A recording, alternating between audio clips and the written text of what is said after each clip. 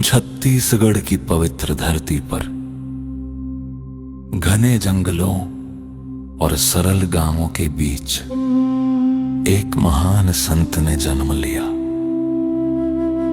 उनका नाम था गुरु घासीदास जी। वे न राजा थे न धनवान, पर उनके विचार आज भी मानवता का मार्गदर्शन करते हैं। उस समय समाज जाति, ऊंच नीच और भेदभाव में बंटा हुआ था। मनुष्य को मनुष्य नहीं समझता था।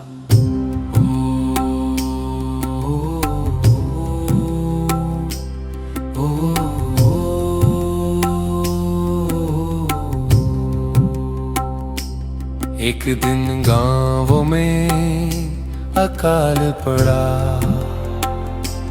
कुएं का पानी कम हो गया। कुछ लोगों ने कहा ये कुआं सिर्फ हमारे लिए है। तभी गुरु घासीदास जी वहां पहुंचे। गुरु घासीदास जी ने लोगों की आंखों में देखकर कहा, पानी धरती का वरदान है। इसे किसी एक जाति, किसी एक वर्ग या किसी एक मनुष्य ने नहीं बनाया।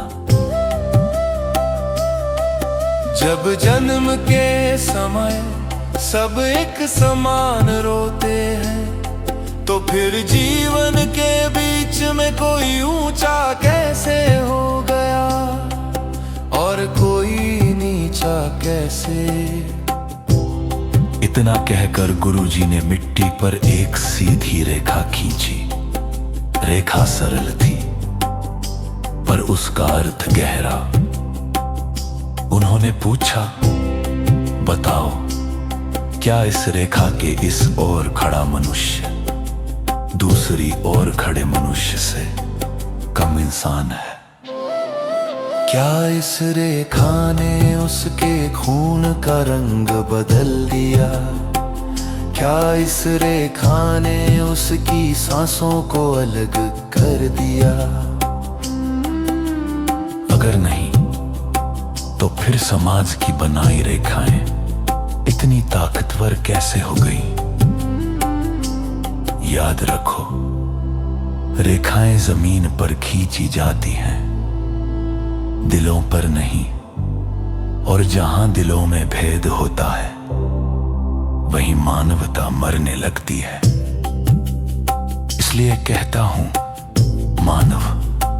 मानव से बड़ा नहीं और मानव से छोटा नहीं।